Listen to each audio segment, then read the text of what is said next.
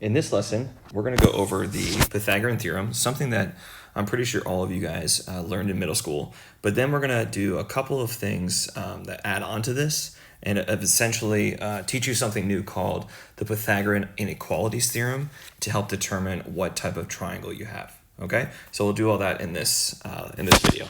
Okay, so in this notes box, I'm going to put a couple of things. I'll start with just the Pythagorean Theorem, something that you guys hopefully know from your time in middle school. All right, so we have c squared, where c is the hypotenuse, equals a squared plus b squared, where a and b are the lengths of the legs. All right, so hopefully you remember that. I'm going to encourage you as like a hint to help you today to always write it with the c squared on the left side. You'll see when we get to the inequalities theorem with this, that'll be helpful.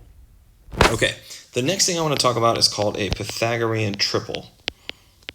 All right, and this is something you probably don't know. So Pythagorean triples are when you have a set of three positive integers,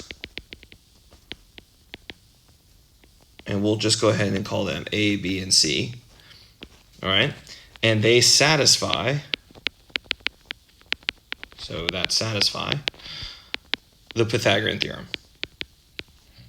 So the key thing for this is that they have to be positive integers, can't have any decimals for them to be a Pythagorean triple. So we'll do a couple examples determining whether you have a Pythagorean triple or not. All right, in the textbook on page 444, there is a table that gives you some common ones. The ones that I would recommend memorizing are 3, 4, 5, 6, 8, 10. All right, and actually I'll write that. Let me write this underneath that, because you'll see if you go to page 444, you'll see that every kind of iteration or row is just a multiple of the one before it. But the ones that I had to memorize when I was in geometry in 9th grade was these three here, okay? Okay, the last thing I want to put in the notes before we get into some practice is called the Pythagorean Inequalities Theorem, okay? So this is something that's probably new to you. So the Pythagorean Inequalities Theorem. Okay, so what this means is that if you are going to find c squared equals a squared plus b squared, what you guys learned that when you have this Pythagorean theorem, this only applies for right triangles, right? So when you have the sides, your lengths of your legs squared, and you add them together, so the sum of those equal to the hypotenuse squared, that is a right triangle, okay? Something you can prove. For values where it's not equal, so let's start with, I'll say c squared is less than a squared plus b squared. So if you end up adding the squares of your legs for this triangle, and it's actually larger than the hypotenuse squared, this is when you have an acute triangle, okay? And then for the other one, where your c squared or your hypotenuse squared is larger than the sum of the squares of your legs, right? This is when you have an obtuse triangle. All right, so something that's going to help us determine what type of triangles we have. So again, starting with stuff you already knew with Pythagorean theorem, introducing the triples as well as the Pythagorean inequalities theorem. Okay? All right, I'm going to try to do all of these, see if I can rush through it real quick. Not rush, but like get through it where it's not a super long video. All right, here we go. Number one. If the sides of a triangle are 5, 6, and 7, determine if the triangle is right, acute, or obtuse. So actually, right off the bat here, we're going to use this Pythagorean inequalities theorem. So I'm going to find c squared equals a squared plus b squared. Now I'm going to write equals, but I don't know if it's going to be equals. I'll change that sign once I determine it. So I have 7 squared, right? That is my largest side. 5 squared plus 6 squared. All right, so I know this one is 49. I know this one is 25 plus 36, and it looks like 49 is going to be less than, and that's going to be 61. All right, so when you have the sum of the squares of your legs larger than your hypotenuse squared, that is where we have an acute triangle. So this is an acute triangle, okay? Okay, two members of a Pythagorean triple are 12 and 35. What is the third member? So you've got kind of two options here, all right? So option one is if these are both legs. If they're both legs, then I'm going to do 12 squared plus 35 squared, and that's going to be equal to my hypotenuse squared. option 2 is if 35, which is bigger than 12, is the hypotenuse, then I could solve for a missing leg, okay? So again, you don't know, it doesn't tell you which one is which, so you have to do both options, all right? So I do know 144, I do not know 35 squared, so I'm gonna use a calculator here. So 35 squared is gonna be 1225. All right, I'm gonna add that to 144. So plus 144. Then I'm gonna take the square root of this. All right, so the square root of 1,369, and I get 37. All right, so that does work for my hypotenuse. So my triple would be 12, 35, and 37. All right, I'll show you the work for this one, but I'm guessing it's not gonna end up being a triple. So I'm gonna do 35 squared. But this time I'm going to subtract the square of my 12, which is 144. Take the square root of 1,081. And notice you get 32.9. So for this one, you end up getting B is approximately 32.9. And I told you guys at the beginning of the video, for this to be a triple, they have to be positive integers. So this is not an integer. So 12, 35, and 37 is the Pythagorean triple. Okay.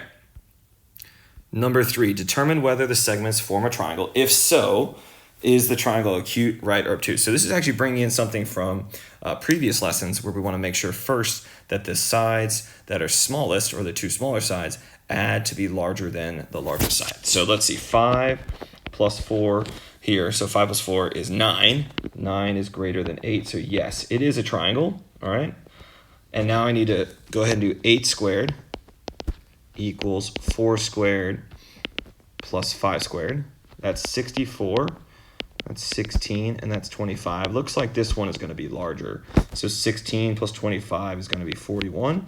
And if you go back to the front page of the notes, 64 is the hypotenuse squared, sorry, excuse me, not the hypotenuse, the longest side squared, which if that is bigger than the sum of the squares of your other two sides, then this is going to be an obtuse triangle. All right, so that is the answer for 3. Let's check out 4. So 13 plus 11 is 24, which is bigger than 15. So yes, this is a triangle.